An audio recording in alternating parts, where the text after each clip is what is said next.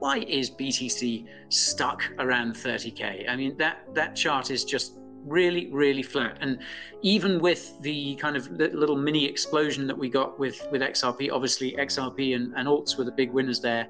BTC's chart, it just sort of pops up to 31K ever so briefly and then pops right back down again. Why do you think we're stuck around this mark? Is it a crypto-related thing? Is it macro? Is it both?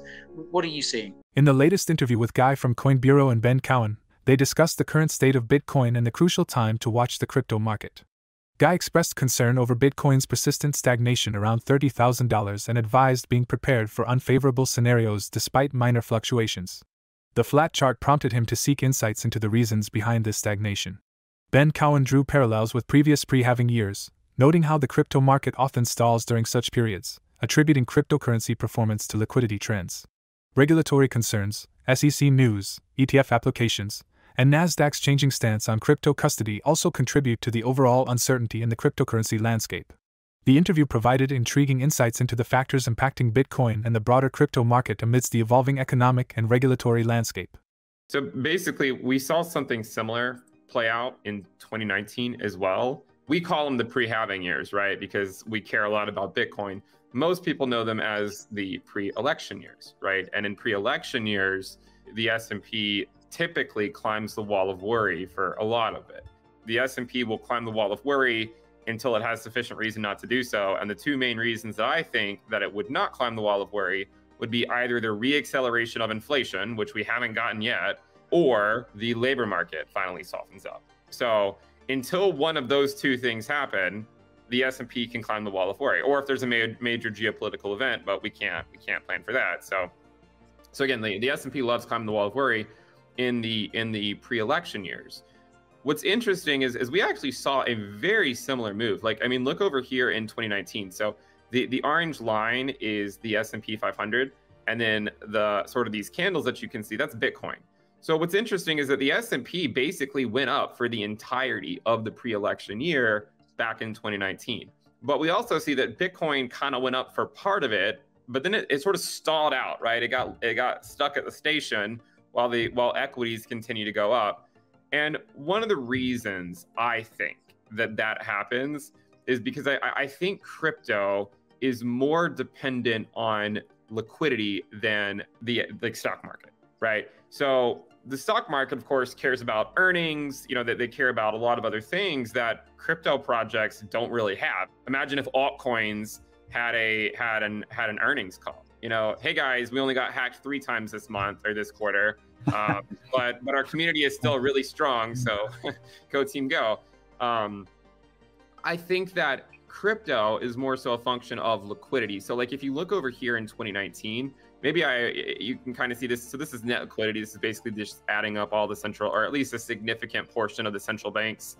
China, Japan, the United Kingdom, the United States, Australia, New Zealand, the ECB, and the UK. And what you'll see over here, right, is that like liquidity in 2019 wasn't really going anywhere. And when it doesn't go anywhere, crypto can stall out at the station, right? Like it doesn't mean it can't go up. I mean, we saw Bitcoin go up in 2019, even though liquidity is going down. We saw Bitcoin go up in 2023, even though liquidity has been trending down here since January.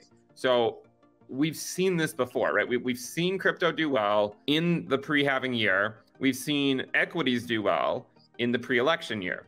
I think the difference is that the crypto market is more dependent on liquidity than the equity market is. And so like if you were to look at say the altcoin market, and if we overlay net liquidity onto the altcoin market, I mean, it's been a pretty good fit for a long time. Look at this divergence here by the S&P on net liquidity. One time it used to track it quite closely. But again, we saw the same type of divergence in the pre-election year of 2019. And they didn't reconnect, and also in 2018, right? And they did not reconnect here until early 2020. I think that crypto is more dependent on liquidity. Equities are dependent on liquidity, but also there's a lot of like just passive investors, and a lot more passive investors in equities than there are in crypto, right? Like 401ks and people that just sort of buy stocks no matter what. So I think that's really the reason. I think it comes down to liquidity, and for equities, it comes down to a lot more than that. And so that's why crypto has kind of stalled here. And it's not to say that crypto can't go higher. I mean, we're As you just showed, right? There's plenty of altcoins that have popped off recently. I mean, XRP is one of them, XLM. There's definitely altcoins that have popped off recently. But again, the market as a whole is still somewhat struggling, I think, just because liquidity hasn't been going in a favorable direction. We do seem to be in an uncertain period for crypto, don't we? We get a bit of good news like the SEC news just last week. There was obviously, as you mentioned, Rob, the ETF applications, which everyone kind of seems to be, I get the sense we're in this wait and see period. Everyone's just like, well, let's see what happens with this ETF then. And there's also plenty of uncertainty, isn't there, around the crypto space in particular. I guess there are still kind of clouds hanging over DCG. There's been questions around Binance.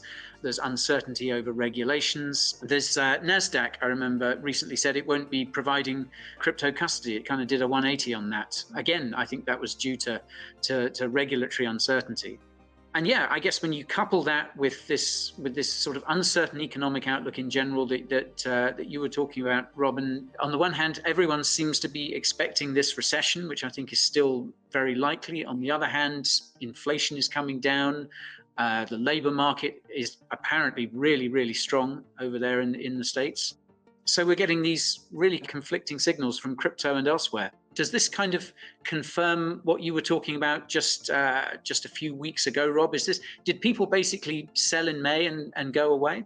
I think for me, the reason that I've just focused more on Bitcoin, the only cryptocurrency I've bought in like a year and a half is Bitcoin. And I struggle to, when I look at their Bitcoin pairs, they just look like lower highs and lower lows for most of them, not all of them. But yeah, I mean, I think it's a tricky thing with the altcoin market because you really just don't know which ones are actually going to survive and which ones are not. And again, there's going to be some survivorship bias, right? Like, so in a couple years, when hopefully the altcoin market is in a real alt season, and maybe Bitcoin's at new all-time highs and the altcoin market's going crazy, you'll be able to look back and say, well, if I bought that altcoin in July of 2023, I would be rich, right?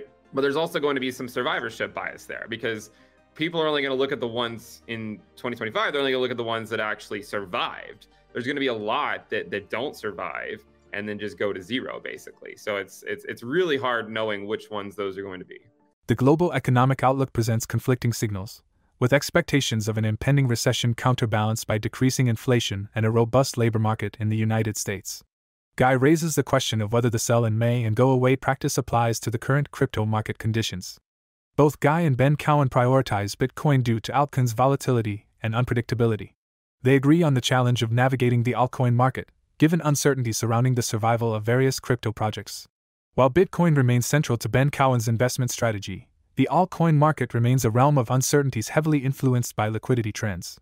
The crypto market faces regulatory issues and an uncertain economic outlook, making it essential for investors and traders to carefully navigate these uncharted waters. As we head into the latter part of the year, the reasons behind Bitcoin's stagnation around the $30,000 mark continue to be a topic of discussion. What are your thoughts on the latest interview with Guy and Ben Cowan? And what do you think about the reasons behind Bitcoin's stagnant price? Share your comments below.